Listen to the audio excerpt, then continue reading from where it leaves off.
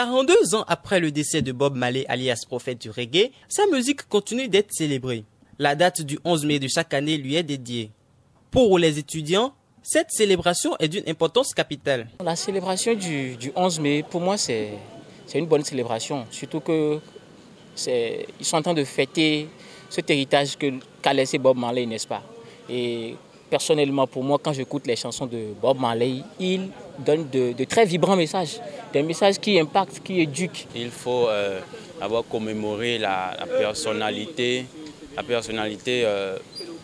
politico-sociale, si je peux le dire ainsi, de M. Bob Marley, qui a sérieusement combattu, travaillé dans le sens de valoriser la valeur de la race humaine dans le monde entier, en parlant, en chantant, en faisant de l'art pour communiquer sur la valeur de la femme, de l'enfant, de la nature et plein de choses. Le 11 mai est non seulement pour l'ensemble artistique et culturel des étudiants EACE de l'université d'Abomey-Calavi un jour de célébration de la musique reggae, mais aussi une occasion de lutte contre la consommation du tabac. C'est une occasion pour nous de redécouvrir la musique de Bob Marley à travers ses paroles.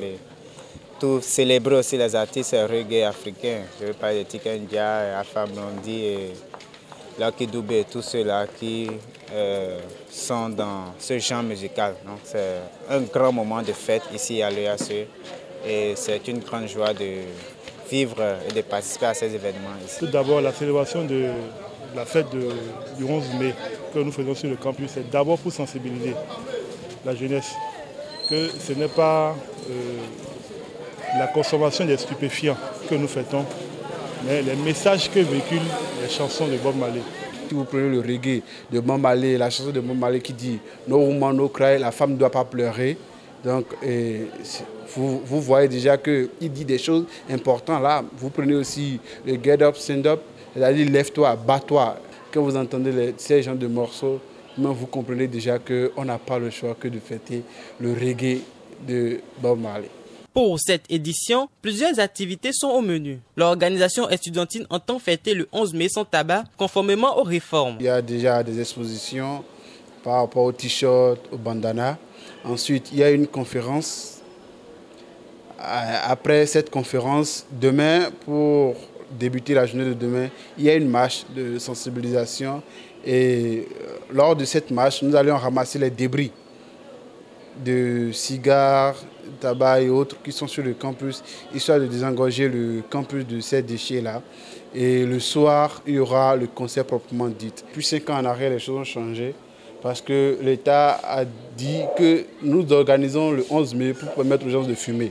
Et comme nous ne sommes pas dans cette optique, et ce n'est pas la fumée, que même si c'est Bob Marley aussi fumait pour faire sa musique, ce n'est pas cette fumée-là que nous fêtons. En réalité, c'est l'idéologie, le message qui passait que nous fêtions. Donc du coup, voilà qu'on a amené l'initiative de 11 mai sans tabac. Donc, ce qui fait que cette année maintenant, on crée un cordon sécuritaire qui s'agrandit au fur et à mesure des années que nous organisons. Ça s'agrandit pour pouvoir que nous puissions organiser un 11 mai sans tabac.